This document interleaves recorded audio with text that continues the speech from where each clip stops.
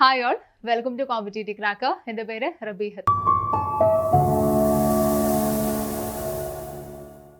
അപ്പോൾ ഇന്നത്തെ ക്ലാസ്സിൽ നമ്മൾ നോക്കാനായിട്ട് പോകുന്നത് 2025 കാലഘട്ടങ്ങളിലായിട്ട് ഫസ്റ്റ് ഒക്കെ ആയിട്ട് നമ്മൾ PSC എക്സാമിൽ ചോദിച്ചിട്ടുള്ള കറണ്ട് അഫെയറിൻ്റെ ഭാഗത്ത് നിന്നുള്ള ക്വസ്റ്റ്യൻസ് ആണ് നമ്മൾ ഇന്നത്തെ ക്ലാസ്സിൽ നോക്കാനുള്ളത്. ഓക്കെ, അപ്പോൾ ഇനിയുള്ള എക്സാമുകൾക്ക് നമുക്കറിയാം ഈ വർഷം നമ്മളെ കാത്തിരിക്കുന്ന ഒരുപാട് എക്സാമുകൾ ഉണ്ടല്ലേ. ഡിഗ്രി ലെവലിലാണെങ്കിലും 10th ലെവലിലാണെങ്കിലും +2 ലെവലിലൊക്കെ ആണെങ്കിലും ഒരുപാട് എക്സാമുകൾ നമ്മൾ കാത്തിരിക്കുന്നുണ്ട്. അപ്പോൾ അതിൽ ഒരു പ്രധാന ഏരിയ തന്നെയാണ് നമ്മുടെ കറണ്ട് അഫെയർസ് എന്ന് പറയുന്നത്. അപ്പോൾ റീസെൻ്റ്ലി നടന്നിട്ടുള്ള എക്സാമുകളിൽ ചോദിച്ചിട്ടുള്ള പ്രധാനപ്പെട്ട കാര്യങ്ങൾ, കറണ്ട് അഫെയറിൻ്റെ ഭാഗത്ത് നിന്ന് വന്നിട്ടുള്ള ക്വസ്റ്റ്യൻസ് നമുക്ക് എന്ത് ചെയ്യാം, പഠിച്ചങ്ങ് പോവാം. ഇതിനു മുന്നും ഒരുപാട് വീഡിയോസ് നമ്മൾ ചെയ്തിട്ടുണ്ട്. അപ്പോൾ അത് കാണാത്തവരാണെന്നുണ്ടെങ്കിൽ എന്തായാലും കാണുക. കാരണം റീസെൻ്റ്ലി നടന്നിട്ടുള്ള എക്സാമുകളിലൊക്കെ വന്നിട്ടുള്ള കറണ്ട് അഫെയർ നമ്മൾ അവിടെ കവർ ചെയ്ത് പോകുന്നുണ്ട്. അപ്പോൾ ഇന്നത്തെ ക്ലാസ്സിൽ നമ്മൾ അത് തന്നെയാണ് നോക്കുന്നത്. കുറച്ച് പ്രധാനപ്പെട്ട ക്വസ്റ്റ്യൻസ് നമുക്ക് ഇവിടെ ഒന്ന് പഠിച്ചു പോവാം. ഓക്കെ, ആദ്യത്തെ ചോദ്യം ഇതാണ്: ഇന്ത്യയുടെ 26ാമത് മുഖ്യ തെരഞ്ഞെടുപ്പ് കമ്മീഷണർ ആരാണ് എന്നാണ് ചോദിച്ചിട്ടുള്ളത്. എപ്പോഴും വരുന്ന ഒരു ക്വസ്റ്റ്യൻ തന്നെയാണ് അല്ലെ, മുഖ്യ തെരഞ്ഞെടുപ്പ് കമ്മീഷണർ ആരാണ് എന്നുള്ളതാണ്. നേരെ നമുക്ക് ഉത്തരത്തിലോട്ട് പോവാം. ആരാണ് വരുന്നത്? ജ്ഞാനേഷ് കുമാർ ആണ്. നിലവിൽ നമ്മുടെ ചീഫ് ഇലക്ഷൻ കമ്മീഷണർ എന്ന് പറയുന്നത് ആരാണ്? ജ്ഞാനേഷ് കുമാർ ആണ് അല്ലെ. ജ്ഞാനേഷ് കുമാർ ആണ് നിലവിൽ നമ്മുടെ 26ാമത് മുഖ്യ തെരഞ്ഞെടുപ്പ് കമ്മീഷണർ എന്ന് പറയുന്നത് ആരാണ്? ജ്ഞാനേഷ് കുമാർ ആണ്. അപ്പോൾ എന്നാണ് നമ്മൾ ഈ പറയുന്ന നാഷണൽ വോട്ടേഴ്സ് ഡേ ആയിട്ട് നമ്മൾ കൊണ്ടാടുന്നത്, അതല്ലെങ്കിൽ ദേശീയ സമ്മതിദായക ദിനം എന്നാണ് എന്നുള്ളത് കൂടെ ഇതിന്റെ ഒപ്പം നമുക്കൊന്ന് പഠിച്ചു പോവാം അല്ലെ. എന്നാണ്? ജാനുവരിയിലാണ് അല്ലെ. ജാനുവരി 25-നാണ് നമ്മൾ എന്തായിട്ട് കൊണ്ടാടുന്നത്? ഈ പറയുന്ന നാഷണൽ വോട്ടേഴ്സ് ഡേ ആയിട്ട്, അതല്ലെങ്കിൽ ദേശീയ സമ്മതിദായക ദിനമായിട്ട് നമ്മൾ കൊണ്ടാടുന്നത്. അപ്പൊ എന്നാണ് നമ്മുടെ ഈ പറയുന്ന ഇലക്ഷൻ കമ്മീഷൻ എന്ന് പറയുന്നത് നിലവിൽ വരുന്നതായിട്ട് നമുക്ക് കാണാൻ പറ്റുന്നത്?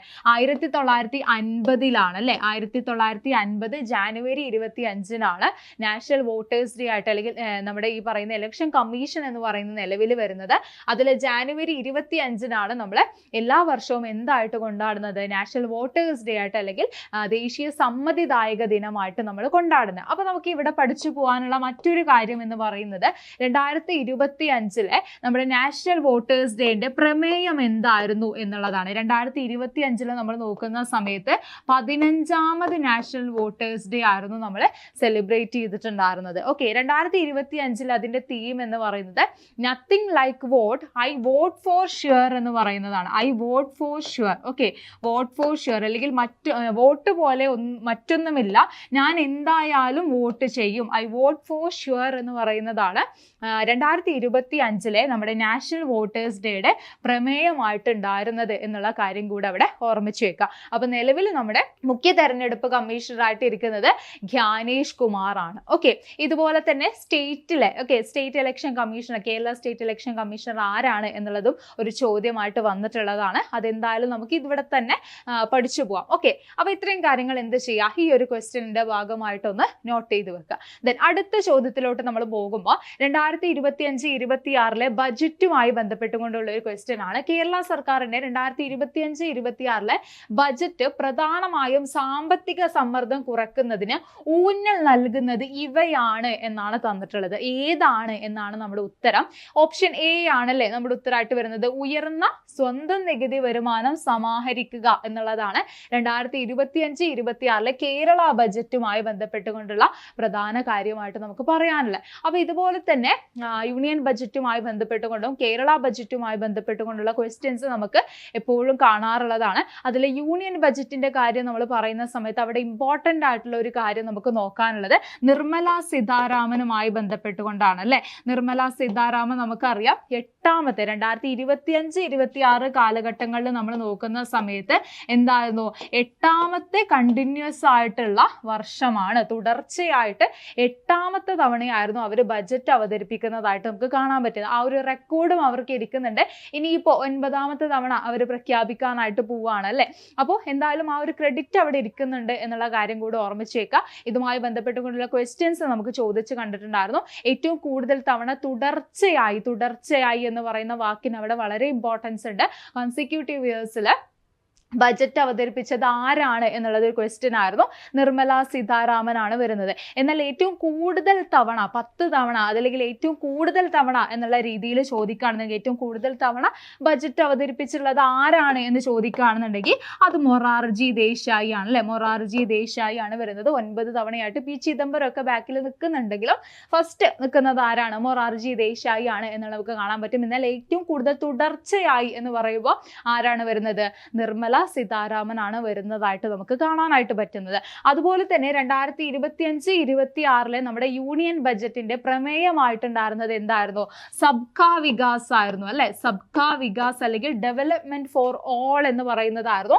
സബ്കാ വികാസ് എന്ന് പറയുന്നതായിരുന്നു 2025-26 നമ്മുടെ കേന്ദ്ര ബജറ്റിന്റെ പ്രമേയമായിട്ടുണ്ടായിരുന്നത്. ഓക്കെ, അപ്പോൾ പ്രധാനപ്പെട്ട കുറച്ച് കാര്യങ്ങളൊന്നും നോക്കി പോയിന്നുള്ളൂ. ബജറ്റുമായി ബന്ധപ്പെട്ടുകൊണ്ട് നമുക്ക് സെപ്പറേറ്റ് ആയിട്ട് തന്നെ പഠിക്കാനുള്ള ഒരു ഏരിയ ആണ്.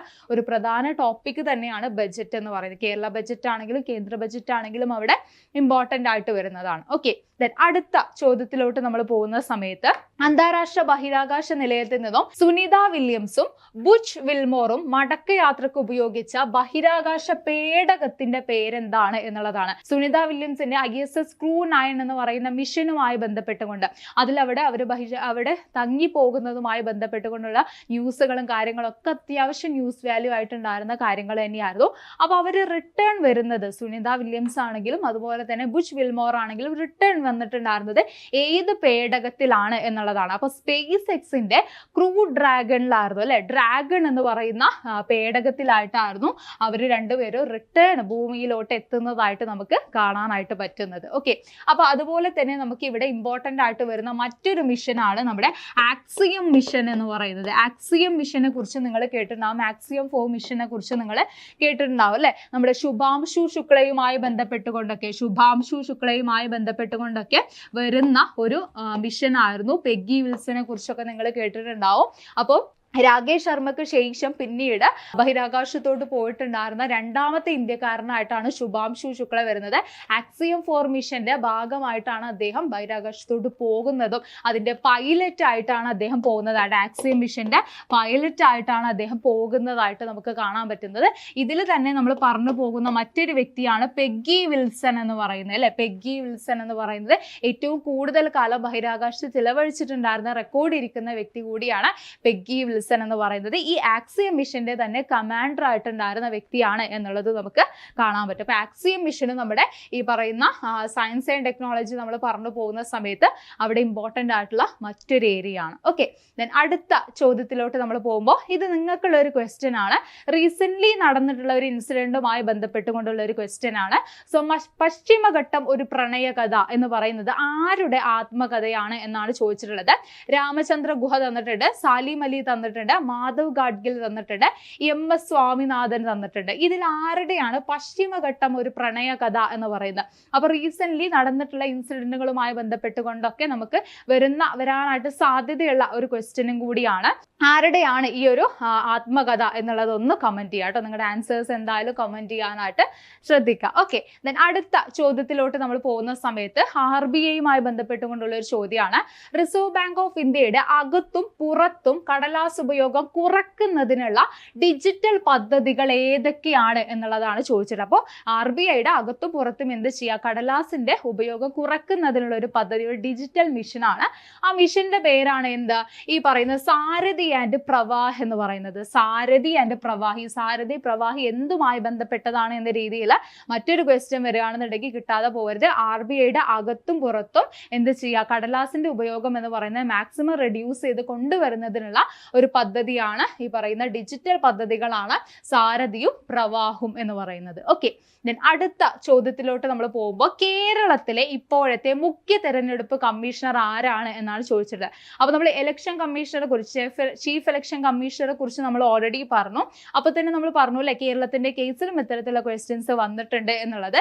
അപ്പൊ ആരാണ് വരുന്നത്? ഷാജഹാൻ ആണ് അല്ലെ. റിട്ടയർഡ് ആയിട്ടുള്ള IAS ഉദ്യോഗസ്ഥനായിട്ടുള്ള ഷാജഹാൻ ആണ് നമ്മുടെ ഉത്തരമായിട്ട് വരുന്നത്. കേരള ഇലക്ഷൻ കമ്മീഷൻ കമ്മീഷന്റെ മുഖ്യ അല്ലെങ്കിൽ തെരഞ്ഞെടുപ്പ് കമ്മീഷണറായിട്ട് ഇരിക്കുന്നത് എന്ന് പറയുന്നത്. ഓക്കെ, ദെൻ അടുത്ത ചോദ്യത്തിലോട്ട് നമ്മൾ പോകുന്ന സമയത്ത് ആരോഗ്യം ആനന്ദം എന്ന് പറയുന്ന ഒരു പദ്ധതിയെ കുറിച്ചാണ്. അപ്പോൾ റീസെന്റ് നടക്കുന്ന എക്സാമുകളിലെല്ലാം നമുക്ക് ഈ ഒരു പദ്ധതിയെ കുറിച്ച് കണ്ടുവരുന്നുണ്ട്. കേരള സർക്കാർ 2025 ഫെബ്രുവരിയിൽ തുടക്കമിട്ടിട്ടുണ്ടായിരുന്ന ആരോഗ്യം ആനന്ദം എന്ന പദ്ധതി വഴി ഉദ്ദേശിക്കുന്നത് എന്താണ് എന്നാണ് ചോദിച്ചിട്ടുണ്ടായിരുന്നത്. അപ്പൊ എന്താണ്? ക്യാൻസർ ബോധവൽക്കരണവുമായി ബന്ധപ്പെട്ടുകൊണ്ട് വരുന്ന ഒരു പദ്ധതിയാണ് അല്ലെ, ആരോഗ്യം ആനന്ദം അകറ്റാം അർബുദം എന്ന് പറയുന്നതാണ് ഇതിന്റെ ഫുൾ പേരായിട്ട് വരുന്നത്. ആരോഗ്യം ആനന്ദം അകറ്റാം അർബുദം എന്നുള്ളതാണ് ഫുൾ ആയിട്ടുള്ള ഈ ഒരു പദ്ധതിയുടെ പേരെന്ന് പറയുന്നത്. അപ്പൊ ആരോഗ്യം ആനന്ദം എന്ന് പറയുന്നത് എന്താണ്? ഈ പറയുന്ന ക്യാൻസർ ബോധവൽക്കരണവുമായി ബന്ധപ്പെട്ടുകൊണ്ട് വരുന്ന ഒരു പദ്ധതിയാണ്. എന്നാണ് സ്റ്റാർട്ട് ചെയ്തത് എന്നുള്ളത് ഓർമ്മിച്ചു വെക്കുക. 2025 ഫെബ്രുവരി മാസത്തിലാണ്. ഫെബ്രുവരി 2 കൂടിയിട്ടൊക്കെയാണ് ഈ ഒരു പദ്ധതി സ്റ്റാർട്ട് ചെയ്യുന്നതായിട്ട് നമുക്ക് കാണാൻ പറ്റുന്നത്. അപ്പൊ ക്യാൻസർ ബോധവൽക്കരണ പദ്ധതിയാണ് ആരോഗ്യം ആനന്ദം അകറ്റാം അർബുദം എന്ന് പറയുന്നത്. ഇനി ഇതുപോലെ തന്നെ ഇവിടെ പഠിച്ചു വെക്കാനുള്ള മറ്റൊരു കാര്യം എന്ന് പറയുന്നത് ഈ ഒരു പദ്ധതിയുടെ ഗുഡ് വിൽ അംബാസിഡർ ആരാണ് എന്നുള്ളതാണ്. മഞ്ജു വാര്യർ ആണ് കേട്ടോ. മഞ്ജു വാര്യർ ആണ് ഇതിന്റെ ഗുഡ് വിൽ അംബാസിഡർ ആയിട്ട് ഇരിക്കുന്നത് എന്നുള്ള കാര്യം കൂടെ അവിടെ ഓർമ്മിച്ചു വെക്കുക. ഓക്കെ, അപ്പോൾ 2-3 കാര്യങ്ങൾ ഇവിടെ ഒന്ന് പഠിച്ചു വെക്കുക. എന്നാണ് സ്റ്റാർട്ട് ചെയ്ത്, എന്തുമായി ബന്ധപ്പെട്ടതാണ്, ആരാണ് ഇതിന്റെ ഗുഡ് വിൽ അംബാസിഡർ ആയിട്ട് ഇരിക്കുന്നത് എന്നുള്ള കാര്യം ഒന്ന് അവിടെ നോട്ട് ചെയ്ത് വെക്കുക. ദെൻ അടുത്ത ചോദ്യത്തിലോട്ട് നമ്മൾ പോകുമ്പോൾ അത് പുതിയൊരു പ്രൊജക്റ്റോ കാര്യങ്ങളോ ഒന്നും അല്ല, എന്നാലും നമുക്ക് നോക്കാം. സൂര്യനെ കുറിച്ച് പഠിക്കുന്നതിനായിട്ട് ISRO വിക്ഷേപിച്ച ബഹിരാകാശ പേടകം ഏതാണ് എന്നുള്ളതാണ്. നമുക്കറിയാം അല്ലെ, എപ്പോഴും പലതവണയായിട്ട് ചോദിച്ചൊരു ക്വസ്റ്റ്യൻ ആണ്. 2023 സെപ്റ്റംബർ മാസത്തിലായിട്ടാണ് ഇത് വിക്ഷേപിക്കുന്നതായിട്ട് നമുക്ക് കാണാൻ പറ്റുന്നത്. ആദിത്യ L1 അല്ലെ. ആദിത്യ L1 എന്ന് പറയുന്നത് എന്താണ്? നമ്മുടെ സൂര്യനെ കുറിച്ച് പഠിക്കുന്നതിനായിട്ട് ISRO വിക്ഷേപിച്ചിട്ടുണ്ടായിരുന്ന ഒന്നാണ്. ഓക്കെ, അപ്പോൾ ഇതുപോലെ ഈ പറയുന്ന സയൻസ് ആൻഡ് ടെക്നോളജിയുമായി ബന്ധപ്പെട്ടുകൊണ്ട് 2025-ലും 2026-ലും വന്നിട്ടുള്ള കുറച്ച് ഇമ്പോർട്ടൻ്റ് ആയിട്ടുള്ള കാര്യങ്ങളുണ്ട്. അത് നമുക്ക് എന്തായാലും സെപ്പറേറ്റ് ആയിട്ടുള്ള ഒരു വീഡിയോ ആയിട്ട് തന്നെ സയൻസ് ആൻഡ് ടെക്നോളജി, പ്രത്യേകിച്ച് ഈ പറയുന്ന ISRO മിഷനുമായി ബന്ധപ്പെട്ടുകൊണ്ടുള്ള കാര്യങ്ങളെല്ലാം ഒരു സെപ്പറേറ്റ് ആയി നമുക്ക് വീഡിയോ ചെയ്യാം. അപ്പോൾ ഇത് പുതിയ പ്രൊജക്റ്റ് അല്ലെങ്കിൽ പോലും നമുക്ക് എന്ത് ചെയ്യാം, ഒന്ന് ഓർമ്മിച്ച് വെക്കാം അല്ലെ, ആദിത്യ L1 എന്ന് പറയുന്നത്. ദെൻ അടുത്ത ചോദ്യം ഇതാണ്. കേരള ലളിത കലാ അക്കാദമിയുടെ നിലവിലെ ചെയർമാൻ ആരാണ് എന്നാണ് ചോദിച്ചിട്ടുള്ളത്. ഇതും നമുക്ക് ഈസി ആയിട്ട് ആൻസർ ചെയ്യാൻ പറ്റുന്ന ഒരു ക്വസ്റ്റ്യൻ ആണ്. മുരളി ചീരോത്താണ് അല്ലെ. മുരളി ചീരോത്താണ് നിലവിൽ നമ്മുടെ കേരള ലളിതകലാ അക്കാദമിയുടെ ചെയർമാൻ ആയിട്ട് ഇരിക്കുന്നത്. അപ്പോൾ പ്രധാനപ്പെട്ട അപ്പോയിന്റ്മെന്റുകൾ കാര്യങ്ങൾ നമുക്കവിടെ ഇമ്പോർട്ടൻ്റ് ആയിട്ട് വരുന്നതാണ്. അതുപോലെ തന്നെ മറ്റൊരു പ്രധാന ഏരിയ ആണ് നമ്മുടെ സ്പോർട്സുമായി ബന്ധപ്പെട്ടുകൊണ്ടുള്ള കാര്യങ്ങൾ. സ്പോർട്സിലെ പ്രധാനപ്പെട്ട വെന്യൂസ്, അതുപോലെ തന്നെ 2024 നമ്മുടെ നടന്നിട്ടുള്ള പാരീസ് ഒളിമ്പിക്സുമായി ബന്ധപ്പെട്ടുകൊണ്ടുള്ള കാര്യങ്ങളെല്ലാം. അടുത്ത ചോദ്യം ഇതാണ്. 2024 പാരാലിമ്പിക്സില് പുരുഷ വിഭാഗം ജാവലിൻ ത്രോയില് F41 സ്വർണ്ണ മെഡൽ നേടിയിട്ടുള്ള ഇന്ത്യൻ കായിക താരം ആരാണ് എന്നാണ് ചോദിച്ചിട്ടുള്ളത്. ആരാണ് F41 ജാവലിൻ ത്രോയില് സ്വർണ്ണ മെഡൽ നേടിയിട്ടുണ്ടായിരുന്നത്? നവദീപ് സിംഗ് ആണ് അല്ലെ. നവദീപ് സിംഗ് ആണ് നമ്മുടെ ഉത്തരമായിട്ട് വരുന്നത് നമുക്ക് കാണാൻ പറ്റുന്നത്. അപ്പൊ ആരാണ്? നവദീപ് സിംഗ് ആണ് നമ്മുടെ ഉത്തരം എന്നുള്ള കാര്യം ഒന്ന് അവിടെ നോട്ട് ചെയ്ത് വെക്കുക.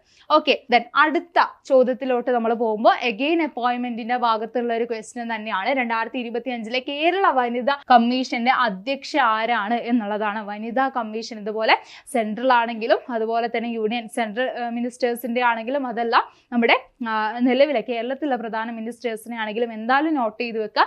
ഓരോ പൊസിഷനിൽ ഇരിക്കുന്ന ആളുകളെ നോട്ട് ചെയ്ത് വെക്കുക. 2025 കേരള വനിതാ കമ്മീഷന്റെ അധ്യക്ഷയായിരിക്കുന്നത് ആരാണ്? P സതീദേവിയാണ് അല്ലെ. സതീദേവിയാണ് നമ്മുടെ ഉത്തരമായിട്ട് വരുന്നത്. ഓക്കെ, ദെൻ അപ്പോൾ അടുത്ത ചോദ്യത്തിലോട്ട് നമ്മൾ പോകുമ്പോൾ ഈ ഗവേണൻസ് എന്താണ് എന്നുള്ളതാണ്. ഒരു ഈസി ക്വസ്റ്റ്യൻ ആണ് ഈ ഗവേണൻസ് എന്ന് പറയുന്നത്. നമ്മൾ പഠിച്ചിട്ടില്ലെങ്കിൽ പോലും നമുക്ക് ആൻസർ ചെയ്യാൻ പറ്റുന്ന ഒരു ക്വസ്റ്റ്യൻ ആണ് ഈ ഗവേണൻസ് എന്ന് പറയുന്നത്. സർക്കാർ സേവനങ്ങൾ നൽകുന്നതിന് ഇലക്ട്രോണിക് മാർഗങ്ങൾ ഉപയോഗിക്കുന്ന ആ ഒരു കാര്യത്തെയാണ് നമ്മൾ എന്തുകൊണ്ട് ഉദ്ദേശിക്കുന്നത്?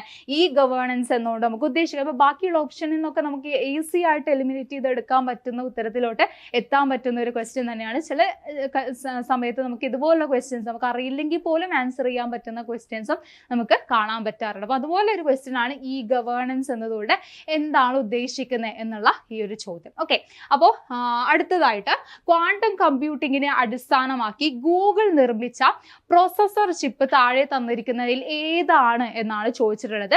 അപ്പോൾ ഗൂഗിൾ നിർമ്മിച്ചിട്ടുള്ള ഒരു പ്രോസസർ ചിപ്പാണ് ഏതാണ്? നമ്മുടെ വില്ലോ ആണ് അല്ലെ, വില്ലോ ആണ് നമ്മുടെ ഉത്തരമായിട്ട് വരുന്നത്. അപ്പോൾ ഈ പറയുന്ന ഇനിയിപ്പോൾ നെക്സ്റ്റ് ക്വസ്റ്റ്യൻ വരാം. വില്ലോ എന്ന് പറയുന്ന പ്രോസസർ ചിപ്പ് എന്ന് പറയുന്നത് താഴെ പറയുന്നതിൽ ആരാണ് നിർമ്മിച്ചിട്ടുള്ളത് എന്ന രീതിയിൽ ചോദ്യം വരാം. അപ്പോൾ ആരാണ്? ഗൂഗിളിന്റെ ആണ് എന്നുള്ള കാര്യം കൂടെ അവിടെ ഒന്ന് നോട്ട് ചെയ്ത് വെക്കുക കേട്ടോ. അപ്പോൾ ക്വസ്റ്റ്യനിൽ നിന്ന് തന്നെ അടുത്ത ക്വസ്റ്റ്യൻ ചോദിക്കാനായിട്ട് സാധ്യതയുണ്ടോ എന്നുള്ളത് കൂടെ അവിടെ ഒന്ന് നോട്ട് ചെയ്ത് വെക്കാനായിട്ട് ശ്രദ്ധിക്കുക. ഓക്കെ, ദെൻ ഇത്രയും ക്വസ്റ്റ്യൻസ് ആണ് നമുക്ക് ഇന്നത്തെ ക്ലാസ്സിൽ നോക്കാനായിട്ടുള്ളത്. അപ്പോൾ നമുക്കറിയാം 2026 എപ്പോഴും പറയുന്ന പോലെ തന്നെ എക്സാമുകൾ നമ്മൾ കാത്തിരിക്കുന്ന ഒരു വർഷമാണ് 2026 എന്ന് പറയുന്നത്. 10th ലെവലും +2ലും ഡിഗ്രി ലെവലിലൊക്കെ ആയിട്ട് നമ്മളെ എക്സാമുകൾ വരുന്നുണ്ട്. അപ്പോൾ ഇവിടെ നമ്മൾ കോമ്പറ്റീറ്റീവ് ക്രാക്കറിലാണ് ഡിഗ്രി പ്രിലിംസിൻ്റെ കോച്ചിങ് കാര്യങ്ങൾ എല്ലാം നമ്മൾ സ്റ്റാർട്ട് ചെയ്തിട്ടുണ്ട്.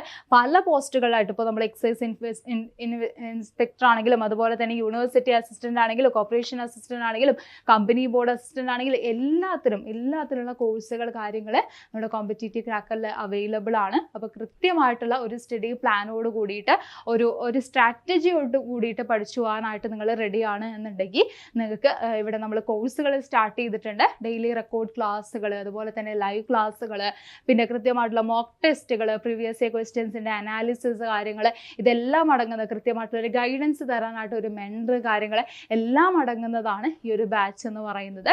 അപ്പോൾ ഇതുപോലെ നമുക്ക് ഒരുപാട് ക്വസ്റ്റ്യൻസ് കാര്യങ്ങൾ ഡിസ്കസ് ചെയ്യാൻ പറ്റും. പ്രീവിയസ് ഇയർ ക്വസ്റ്റ്യൻസ് ഇപ്പോൾ ഏത് സബ്ജക്റ്റ് ആണെന്നുണ്ടെങ്കിൽ കൃത്യമായിട്ട് പ്രീവിയസ് ഇയർ ക്വസ്റ്റ്യൻസ് ഒക്കെ അനലൈസ് ചെയ്തുകൊണ്ടുള്ള കാര്യങ്ങളും ക്ലാസ്സുകളും കാര്യങ്ങളൊക്കെയാണ് നമ്മൾ പ്രൊവൈഡ് ചെയ്യുന്നത്. ഓക്കെ, അപ്പോൾ നിങ്ങൾക്ക് ഈ ഒരു ബാച്ചിനെ കുറിച്ചിട്ടുള്ള ഡൗട്ട്സുകളോ അല്ലെങ്കിൽ ക്വയറീസോ കാര്യങ്ങളോ എന്തെങ്കിലും ഉണ്ട് എന്നുണ്ടെങ്കിൽ നമ്പറിൽ കോൺടാക്ട് ചെയ്യാവുന്നതാണ്.